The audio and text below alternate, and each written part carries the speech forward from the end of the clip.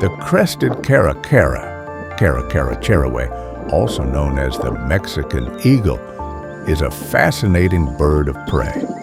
It resembles a hawk with its sharp beak and talons, acts like a vulture, yet is actually a large tropical black and white falcon.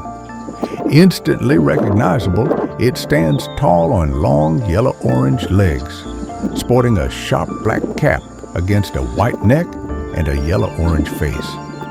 Found in open country, it reaches only a few southern U.S. states, flying low on flat wings and often walking along the ground.